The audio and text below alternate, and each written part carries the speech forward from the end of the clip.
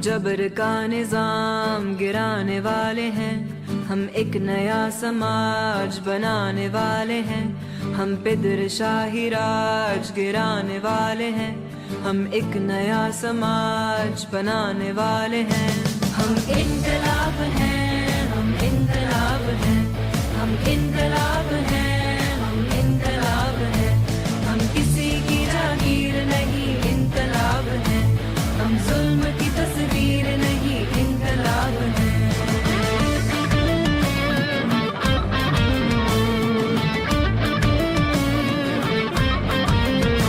हम जिरगा और जागीर को भी ढाने वाले हैं, औरत की आजादी का अलम लाने वाले हैं। घर बाहर की तकसीम को रद्द करने वाले हैं, मेहनत के नए कायदे बनाने वाले हैं। हम इनकलाब हैं, हम इनकलाब हैं, हम इनकलाब हैं, हम इनकलाब हैं।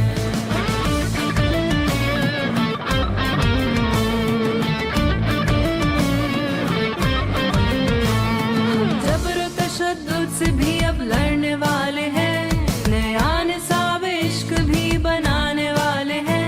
जिस छत के नीचे कातिल साथ रहते हों, अब उन छतों को हम गिराने वाले हैं।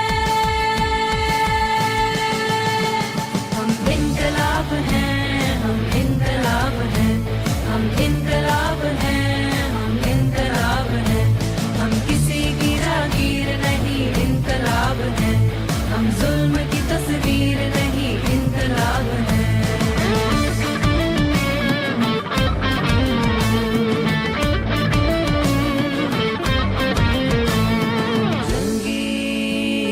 साध को गिराने वाले हैं, इल्मो मंतवी गाने वाले हैं। हम तबकाती तकसीम को मिलाने वाले हैं, हम समाजी इंसाफ को लाने वाले हैं। हम कौमी ऊंच नीच को बदलने वाले हैं, कौमी बराबरी को हम लाने वाले हैं। मेहनत कशों के राज को बनाने वाले हैं, हम इनकलाब जिंदाबाद गाने वाले हैं। हम इनकलाब हैं, हम इनकलाब हैं, हम इनकलाब हैं, हम इनकलाब हैं। हम किसी की जागीर नहीं, इनकलाब है।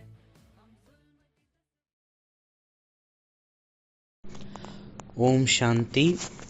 ஸோ அவ்யக்தவாணி பட்டியில் இன்றைக்கி 77வது நாள், டேட்டு 18/4/82. டைட்டில் உயர்ந்ததிலும் உயர்ந்த பிராமண குலத்திற்கு மரியாதை வையுங்கள். ஸோ முரளியில் உள்ள சில இம்பார்ட்டண்ட் பாயிண்ட் பார்க்கலாம். ஸோ இதில் பாபா என்ன சொல்கிறாருன்னா, பிரம்மகுமார் குமாரி ஆகிறதே அதே ஒரு பெரிய விசேஷதா தான். இந்த விசேஷதாவின் காரணத்தால் நீங்கள் விசேஷ ஆத்மாங்கிற அந்த லிஸ்ட்டில் வந்துட்டீங்க. அதனால் நீங்கள் பிரம்மகுமார் குமாரி ஆகி இந்த பிராமண லோகம், இந்த பிராமண சன்ஸ்காரம், இந்த பிராமண பரிவாருடைய ஆயிட்டீங்க. இந்த பிராமண குலம் உயர்ந்ததுலேயும் உயர்ந்த குலம். அதனால் இந்த பிராமண குலத்துக்கு மரியாதையை காப்பாற்றுங்க. ஒரு பொதுவும் பேர் கெட்டடிச்சிடக்கூடாது. இந்த பிராமண குலத்து மரியாதையை காப்பாற்றுங்க. அல்பக்ய ஆத்மாக்கள், உலகாயுதம் ஆத்மாக்களை அவங்கள சந்தோஷப்படுத்துகிறேன்னு, அதாவது ஸ்ரீமத்தை மீறி அவங்கள சந்தோஷப்படுத்துகிறேன்னு சதா காலம் இருக்கக்கூடிய பாபாவுக்கு கெட்ட பேர் வாங்கி கொடுத்துடாதீங்க. அப்போ யோசிச்சு பாருங்க, என்ன நான் அடைஞ்சேன், என்ன இழந்தேன் அப்படின்னு. அடுத்த பாபா சொல்கிறாரு, சத்தியுகத்தையே சொல்லப்படுது தேவதையின் யுகம். அங்கே ராஜாவாக இருக்கலாம், பிரஜையாக இருக்கலாம். ஆனால் எல்லாரோட தர்மம் தேவதா தர்மம். ஏன்னா உயர்ந்ததுலேயும் உயர்ந்த தந்தை தன்னுடைய குழந்தையாக மாற்றிருக்காங்கன்னா அப்போ அவங்க எல்லாருக்கும் ஸ்வர்க்கத்தின் ஆஸ்திக்கு அதிகாரம் இருக்குது, தேவத்தை ஆகிறதுக்கான அதிகாரம் இருக்குது. அது உங்களுடைய பிறப்பு உரிமை. இப்போ அடுத்த பாபா என்ன சொல்கிறாரு, நாலாபுறமும் இந்த உலகம் எரியறதுக்காக கட்டையெல்லாம் ரொம்ப ஃபாஸ்ட்டாக ஒன்று சேர்க்குறாங்க. அதெல்லாம் அழிவுக்கான இதெல்லாம் ரொம்ப இதாக ஃபுல் ஃபோர்ஸில் போயிட்டுருக்கு.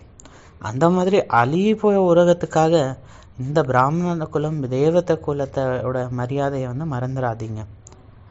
அதனால் இந்த பிராமண குலத்தின் மரியாதையை காப்பாற்றுங்க. அடுத்து பாபா வந்து ஒரு ஆழமான விஷயம் சொல்கிறாரு. அதாவது உள்ளார ஒன்று வெளியே வேறு மாதிரி இந்த மாதிரி இருக்கிறது வந்து ரொம்ப டேஞ்சரு. இது மூலியமாக உங்களுக்கு போஜு தான் உங்களுக்குள்ளார அதிகமாயிட்டு போகும். சகயோகி ஆத்மாவுக்கு பதிலாக சுமை உள்ள ஆத்மாவாக மாறிடுவீங்க. அதாவது லௌகிக ஆத்மாவை நீங்கள் வந்து ஏதாவது சொல்லி சமாளிச்சிருவீங்க. ஆனால் பாபா முன்னாடி நீங்கள் செய்கிற ஒவ்வொரு தப்புக்கு லட்சம் மடங்கு தண்டனை சேமிப்பாகும். இந்த மாதிரி புத்திசாலித்தனம் பாபாட்ட காமிக்காதீங்க. அதனால் இந்த பிராமண குலத்துக்கு மரியாதை வையுங்க. இங்கே பாபா என்ன நியமம்லாம் சொல்லியிருக்காங்களோ அதுபடி நம்ம நடக்கணும். அவங்களுக்காக இப்படி பண்ண இவங்களுக்காக இப்படி பண்ண அப்படின்னு நம்ம இதில் எந்த ஒரு சாக்கு போக்கும் சொல்லக்கூடாது. இப்போ எங்கெல்லாம் நம்ம இந்த மாதிரி உல்டா புத்திசாலித்தனத்தை காமிக்கிறோம் அதுவும் பாபா சொல்கிறார். இது வந்து ஒரு ஹோம்ஒர்க் கூட. இதை நீங்களும் கண்டுபிடிங்க. இதில் 1 2 3 பாபாவும் சொல்கிறார். அதில் என்ன சொல்கிறாருன்னா, சில நேரத்தில் குழந்தைங்க என்ன சொல்கிறாங்கன்னா, சில விஷயம் ஸ்ரீமத் படி இல்லை, ஆனால் குழந்தைங்க என்ன சொல்கிறாங்க, அந்த இடத்துல அந்த மாதிரி பண்ண வேண்டியது இருக்குது பாபா அப்படின்னு பாபாக்கே இதை சொல்கிறாங்க. அடுத்து 2வது என்ன சொல்கிறாங்கன்னா, பாபா எனக்கு ஆசை இல்லை, அந்த ஆத்மாவை சந்தோஷப்படுத்துறதுக்காக நான் பண்ண வேண்டியதாக இருந்தது அப்படின்னு. அடுத்து என்ன யோசிக்கிறாங்கன்னா, யார் நம்மளை கவனிக்கிறா, யார் வந்து நம்மளை பார்க்குறா, நம்ம என்ன செஞ்சால் யாருக்கு என்ன தெரிய போகுது அப்படின்னு நினச்சிட்டு எந்த காரியமும் செய்யாதீங்க. ஏன்னா இது வந்து கண்ணாடி மாளிகை மாதிரி. நீங்கள் எது செஞ்சாலும் அது எல்லாமே தெரிஞ்சிடும். ஸோ இப்போ வந்து ஒரு மனைவி வந்து கணவர்கிட்ட கேட்குறாங்களாம், நீங்கள் என்னை பற்றி என்ன நினைக்கிறீங்க, நான் அழகாக இருக்கேனா அப்படின்னு. இப்போ அவர் சொல்கிறாரா இல்லைன்னு. இப்போ இவங்களுக்கு மாதிரியாக அப்போ இவங்க மறுபடியும் இன்னொருட்டி கேட்குறாங்க, அப்போ நீங்கள் என்னை விட்டுட்டு போகணுன்னு நினைக்கிறீங்களா? அப்போ அந்த ஹஸ்பண்ட் சொல்கிறாராம் ஆமாம். இப்போ இதை கேட்டுட்டு அவங்க வந்து அழ ஆரம்பிச்சிடுறாங்களே. அப்போ இந்த கணவர் வந்து அவங்கள இது பண்ணுறதுக்காக என்ன சொல்கிறாங்கன்னா, இல்லை நான் வந்து அந்த ஆங்கிளில் சொல்ல, நான் எப்படி சொல்ல வந்தேன்னா, நீ கேட்டில நான் அழகாக இருக்கேன்னு. நான் ஏன் அழகாக இல்லைன்னு சொன்னால், நீ வந்து அழகுக்கும் மேலே அதோடையும் உயர்ந்தது அப்படின்னு. அப்புறம் நான் ஏன் நீ போகக்கூடாதுன்னு நினச்சேன்னா, ஏன்னா நீ இல்லாமல் என் சோல் வந்து இன்கம்ப்ளீட் அப்படின்னு. ஸோ இதை வந்து அவங்க வந்து புத்திசாலித்தனம், ஹானஸ்டி அப்படின்னு நினச்சிக்கிறாங்க. இந்த மொழியில் பாபா இதை பற்றி தான் டிஸ்கஸ் பண்ணுறாரு. ஹானஸ்டி, நம்ம வார்த்தையில் நம்ம இன்டென்ஷன், நம்ம நோக்கம், பாவனா உள்ளார என்ன இருக்குது, நம்ம கர்மத்தில் ஹானஸ்டி எவ்வளோ இருக்குது. யாரையும் சந்தோஷப்படுத்துறதுக்காக, யாரையும் வந்து குஷிப்படுத்துறதுக்காக நம்ம இது பண்ணுறதில்ல. இல்லை ஏதோ நம்ம ஒன்று சேரணும், ஏதோ ஒரு கம்பல்ஷன்னால் பண்ண வேண்டியதாக இருக்குது அப்படின்னு நினச்சிட்டு பண்ணுறது இங்கே கிடையாது. இது வந்து அந்த மாதிரி விஷயம் கிடையாது. ஒரு தவக்கலி அந்த மாதிரி ஒரு ஆன்மீக சொற்பொழிவை கேட்டுட்டு கற்றுனுச்சான், நான் இன்றைக்கி வந்து விழிப்புணர்வு அடைஞ்சிட்டேன், நான் எனக்கு என்லைட்மெண்ட் கிடச்சிருச்சு அப்படின்னு ஜம்ப் பண்ணுதான். அவன் மற்ற இதெல்லாம் கேட்டுதான், எப்படி என்ன கிடச்சிதா உனக்கு, என்ன ஞானம் கிடச்சிருச்சு, அப்படி என்ன ரியலைசேஷன் கிடச்சிருச்சு.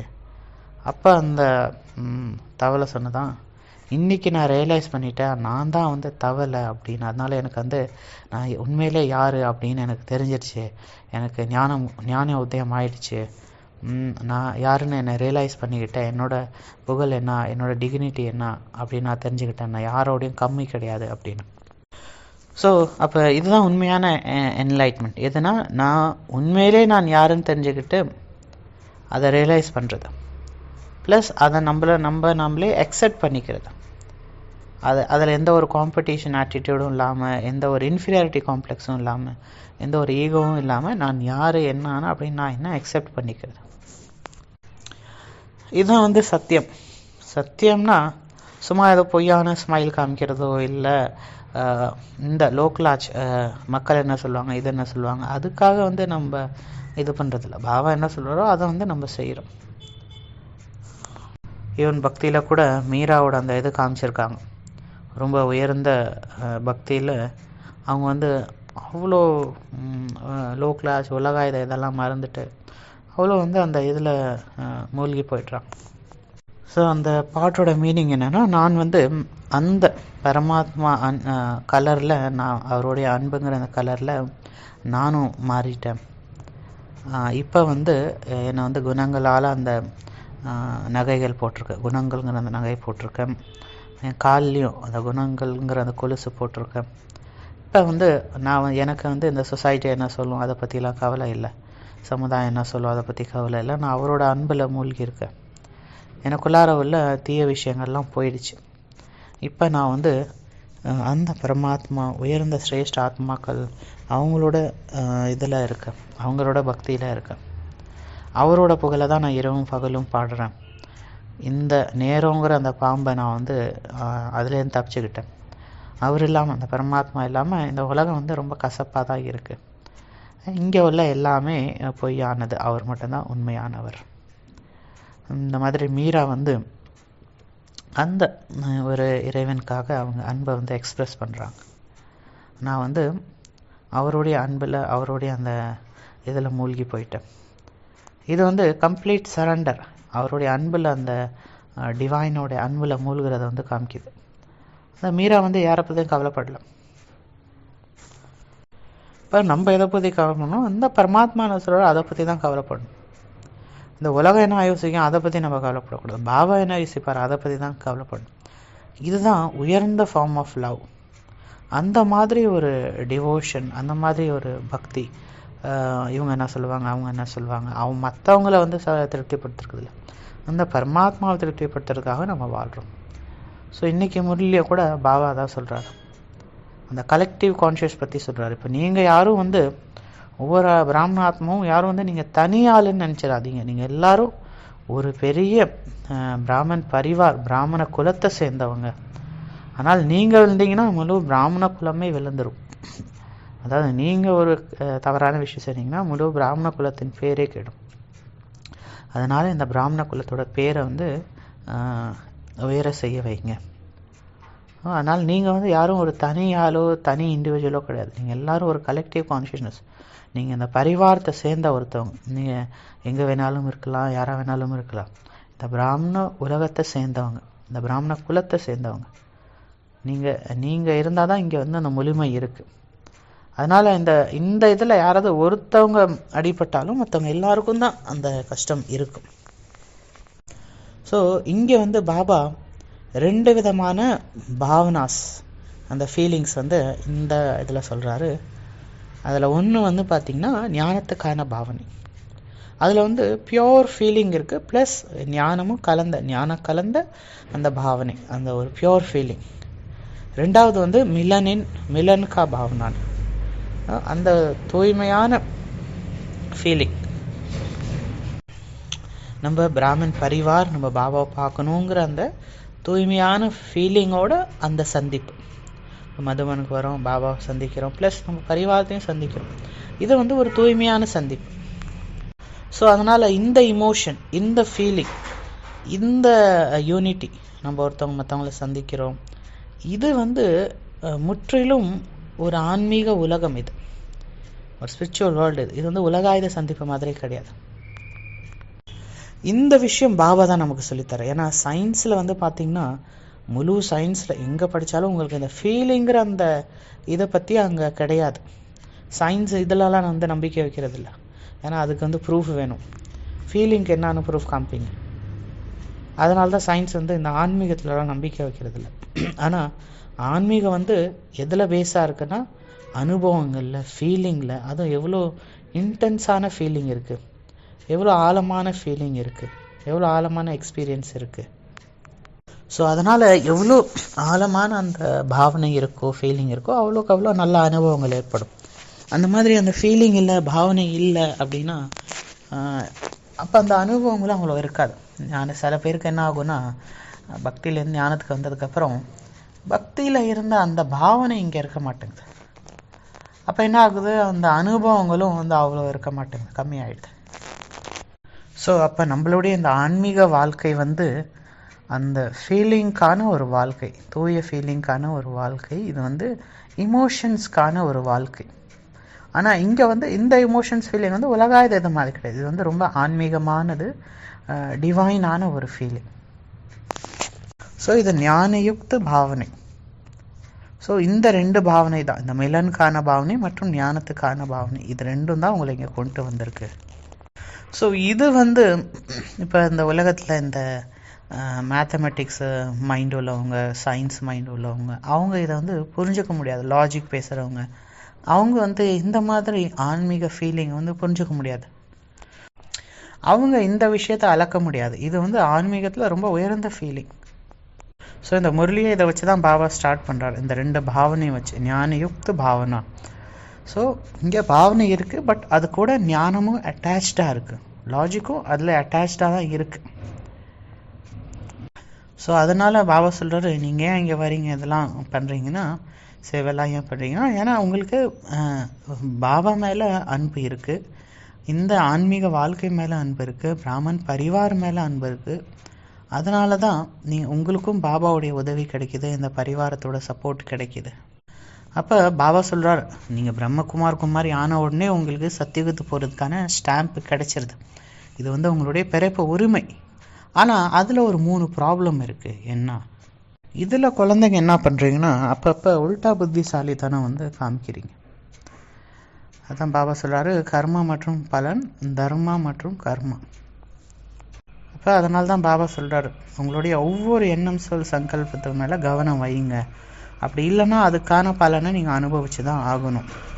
ஆனால் குழந்தைங்க புத்திசாலித்தனம் என்ன காமிக்கிறாங்கன்னா, என்ன பண்ணுறது பாபா, அந்த நேரத்தில் அந்த மாதிரி பண்ண வேண்டியதாக இருக்குது, நீங்களே இருந்தாலும் நீங்களும் கோவப்பட்டிருப்பீங்க அப்படின்னு அவங்களோட அந்த கம்பல்ஷனை சொல்கிறாங்க. அப்போ இந்த ஆன்மீகம் கம்பல்ஷனுக்கான இது கிடையாது. நீங்கள் யாரோ சொல்கிறாங்க அதனால் நான் ஃபோர்ஸ் அது பண்ண வேண்டியதாக இருக்குது அப்படிங்கிற அந்த இது கிடையாது.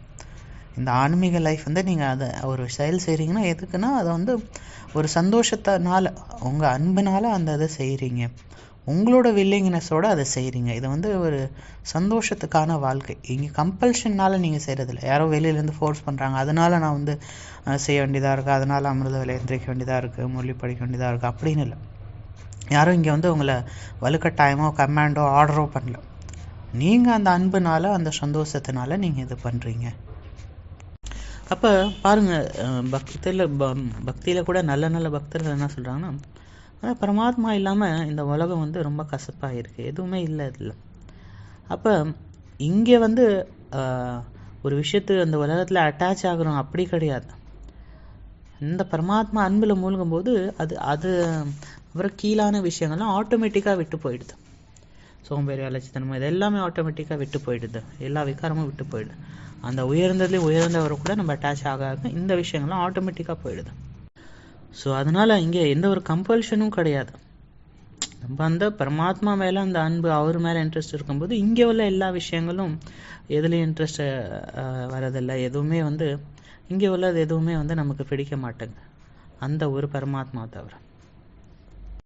அவரோட சம்பந்தம், அவரோட கனெக்ஷன் வைக்கும்போது தான் உண்மையான அந்த சந்தோஷம், வாழ்க்கையோட உண்மையான அந்த பர்பஸ் நம்மளுக்கு கிடைக்கிது. அப்புறம் ஆத்மா தானாகவே அவருடைய அந்த அத்தீந்திர சுகத்தில் டான்ஸ் ஆட ஆரம்பிக்குது, அந்த ஆத்மா ஜம்ப் பண்ண ஆரம்பிக்குது. இதில் கம்பல்ஷனுக்கான விஷயம் கிடையாது. ஸோ அதனால் நீங்கள் தனி ஆள் இல்லை, இந்த பிராமன் பரிவார், இந்த பிராமண குலத்தை பிராமன் பரிவாரை சேர்ந்தவங்க. ஸோ அதனால் இன்னொரு விஷயமும் பாபா சொல்கிறாரு, அதாவது உலகாயுத மனிதர்களை திருப்திப்படுத்துறதா, அவங்கள சந்தோஷப்படுத்துறேன்னு நீங்கள் பாபாவை ஏமாத்துறீங்க. ஸோ அதனால் பைபிளில் கூட இந்த ஒரு ஸ்டேட்மெண்ட் இருக்குது, யாருக்கு மனைவி இல்லையோ அவங்க ரொம்ப ஆசீர்வதிக்கப்பட்டவங்க. ஏன்னா யாருக்கு மனைவி இருக்கோ அவங்க அவங்கள பற்றி யோசிச்சுட்டே இருக்கணும், அவங்கள எப்படி சந்தோஷப்படுத்துறது, எப்படி திருப்திப்படுத்துறது, எப்படி அவங்கள பார்த்துக்கிறது அப்படின்னு அவங்க புத்தியில் எல்லா நேரமும் அவங்க தான் ஓடிட்டுருப்பாங்க. அப்போ யாருக்கு மனைவி இல்லையோ அவங்க எப்படி இறைவனை எப்படி திருப்திப்படுத்துறது, எப்படி அவருக்கு அவரோட ஆசை எப்படி பூர்த்தி பண்ணுறது அப்படின்னு அவங்க புத்தி இறைவன் பக்கம் தான் போயிட்டே இருக்கும். ஆனால் குழந்தைங்க புத்திசாலித்தனமாக என்ன சொல்கிறாங்கன்னா, பாபா நான் அவங்கள சந்தோஷப்படுத்துறதுக்காக இந்த இது பண்ணேன் அப்படின்னு. ஆனால் பாபா சொல்கிறார், ஒரு விஷயம் ஞாபகம் வச்சுக்கோங்க, இந்த உலகாயுத மக்கள் எந்த ஒரு விஷயத்தினாலும் திருப்தி அடைய மாட்டாங்க. இது பண்ணால் சந்தோஷம் அடையும், அது சந்தோஷம்னா மனசு எந்த விஷயத்துலையும் கொஞ்ச நேரத்துக்கு திருப்தியாக அப்புறம் மறுபடியும் வேறு ஒரு ஆசை வந்துக்கிட்டே இருக்கும். ஏன்னா அவங்க இருக்கிறதே ஆசை நிறைஞ்ச உலகத்தில் தான். நீங்கள் அவங்க ஆசையை பூர்த்தி பண்ணணுன்னு அவங்க இது பின்னாடியே போயிட்டே இருந்தீங்கன்னா உங்கள் ஸ்பிரிச்சுவல் லைஃப் வந்து அழிஞ்சு போயிடும். ஏன்னா அவங்க ஆசையெல்லாம் உலகாயுத ஆசைகள், அவங்க ஆசை வந்து ஆன்மீக இது கிடையாது. இப்போ உலகாயுத ஆசை வந்து அதிகரிச்சுட்டு தான் போகும், அது ஒருபோதும் திருப்தி அடையாது. இந்த உலகாயுத ஆசை வந்து கடலில் வர அலைகள் மாதிரி, அது எப்பயுமே நிற்காது. ஒன்று பூர்த்தி பண்ணால் இன்னொன்று பூர்த்தி பண்ணால் அடுத்த பூர்த்தி பண்ணால் மூணாவது, அந்த மாதிரி வந்துக்கிட்டே இருக்கும். அதனால் சில பேர் வந்து இந்த ஆன்மீக வாழ்க்கையில் போயிட்டு இருக்கும்போதே இந்த மாதிரி உலகாயுத இது பக்கம் வந்து அட்ராக்ட் ஆகிடுறாங்க. ஸோ அதனால் சில பேர் என்ன நினைக்கிறாங்க, அவங்க வீட்டில் அம்மா இருக்காங்க, அம்மா அப்பாவை பார்த்துக்க ஒரு மனைவி இருந்தால் நல்லாயிருக்கும் அப்படின்னு, சரி கல்யாணம் பண்ணிக்கலாம் அப்படின்னு நினைக்கிறாங்க. ஆனால் அப்படி பண்ணுறதுக்கு பதிலாக அம்மா அப்பாவை பார்த்துக்க ஒரு கேர்டேக்கரோ இல்லை வேலைக்காரையோ வச்சுக்கிட்டா அது போதும். அதுக்காக அவங்களுக்காக நான் போய் கல்யாணம் பண்ணி ஒரு மருமக கூப்பிட்டு வந்து இதெல்லாம் வந்து அவங்களும் பார்த்துப்பாங்களான்னு என்ன கேரண்டி. அடுத்து 3வது விஷயம் பாபா சொல்கிறாரு, எவ்வளோக்கு எவ்வளோ ஹானஸ்டியாக ப்ராக்டிஸ் பண்ணுறோம், டிரான்ஸ்பரன்சி எவ்வளோ இருக்குது, இதுவும் வந்து இம்பார்ட்டண்ட். அதனால் நீங்கள் இந்த மாதிரி சொல்ல முடியாது யார் பார்க்குறா நம்மள அப்படின்னு.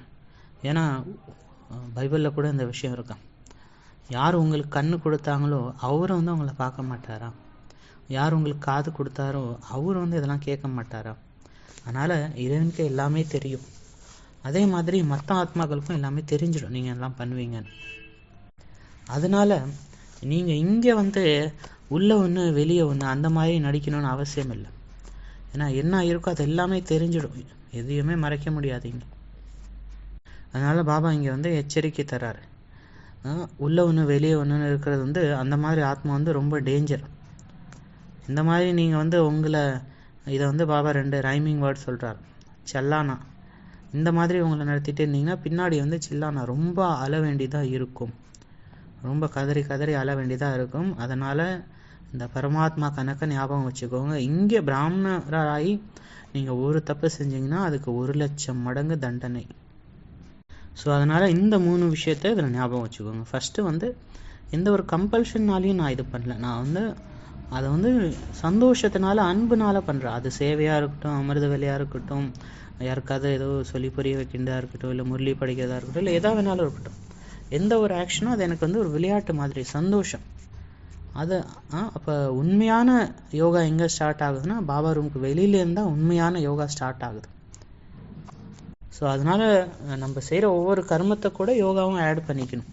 யோகா தனி அந்த பாபா ரூமில் போய் உட்காந்து லைட்டு போட்டால் தான் பாட்டு போட்டால் தான் யோகான்னு இல்லை. ஒவ்வொரு கர்மத்துலேயும் நம்ம யோகா ஆட் பண்ணிக்கணும், கர்ம யோகி ஆகணும். கர்மத்தில் நம்ம அந்த யோகாவை கொண்டு வரதுக்கான ப்ராக்டிஸ் அதிகரிக்கணும். அதனால் ராஜயோகா வந்து கம்ப்ளைனிங்கோ கம்பல்ஷனோ கிடையாது. ஒவ்வொரு சின்ன சின்ன கர்மத்துலேயும் அதை வந்து எப்படி வந்து டிவைனாக பண்ணுறது அது வந்து நம்ம கற்றுக்கணும். ஒரு ஆசிரமத்தில் ஒரு நியமம் இருந்தது, ஒருத்தவங்க வந்து 5 வருஷம் வரைக்கும் மௌனத்தில் இருக்கணும், அதுக்கப்புறம் அவங்க வேணால் பேசலாம். அது எவ்வளோ பேசினா 2 வார்த்தை மட்டும்தான் பேசணும். சரின்னு 5 வருஷம் ஒரு பையன் வந்து மௌனத்தில் இருக்கான். அதுக்கப்புறம் அவங்க குருகிட்ட போய் 2 வார்த்தை சொல்கிறான். என்ன சொல்கிறான்னா, அவங்க படுக்கிற பெட்டு வந்து ரொம்ப ஹார்டாக இருக்கும், அதனால பெட்டு ஹார்டுன்னு சொன்னானோ.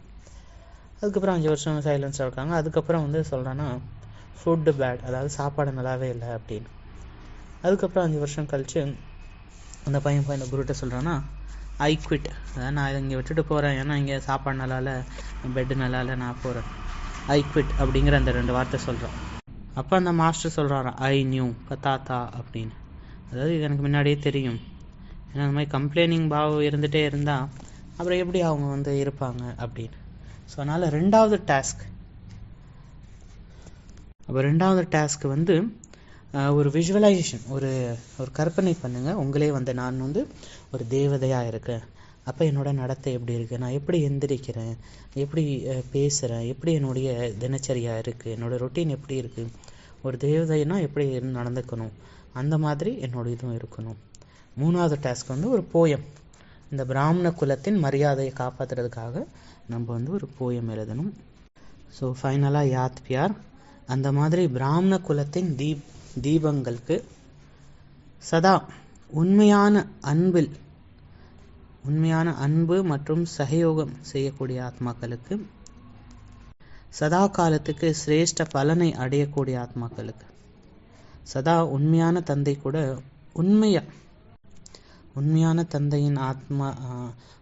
தந்தையின் உண்மையான அன்பிற்காக அல்பகால பிராப்திகளை தியாகம் செய்யக்கூடிய அந்த மாதிரி ஸ்நேகி ஆத்மாக்களுக்கு, சிரேஷ்ட ஆத்மாக்களுக்கு பாப்தாதாவின் அன்பு நினைவுகள். நமஸ்காரம். ஓம் சாந்தி.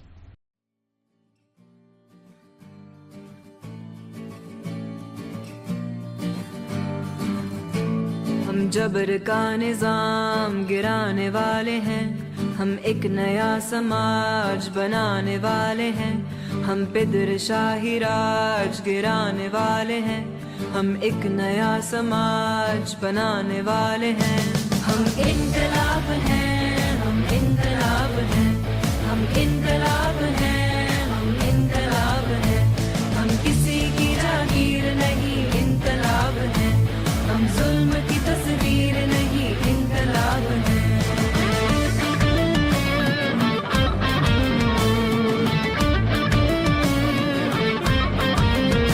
हम जिरगा और जागीर को भी ढाने वाले हैं, औरत की आजादी का अलम लाने वाले हैं, घर बाहर की तकसीम को रद्द करने वाले हैं, मेहनत के नए कायदे बनाने वाले हैं। हम इनकलाब हैं, हम इनकलाब हैं, हम इनकलाब हैं, हम इनकलाब हैं।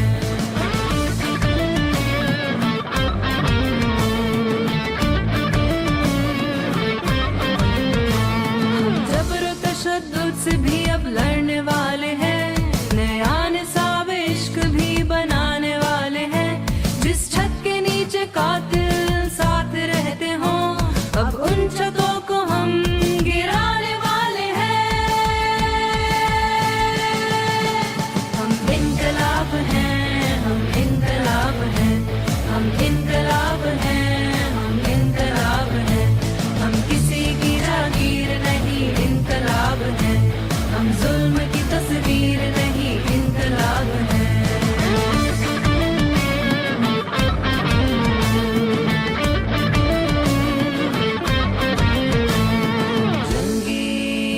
इत्तेसाद को गिराने वाले हैं, इल्मो अमन तगीर गाने वाले हैं, हम तबकाती तकसीम को मिटाने वाले हैं, हम समाजी इंसाफ को लाने वाले हैं, हम कौमी ऊंच नीच को बदलने वाले हैं, कौमी बराबरी को हम लाने वाले हैं, मेहनत का शौक राज को बनाने वाले हैं, हम इन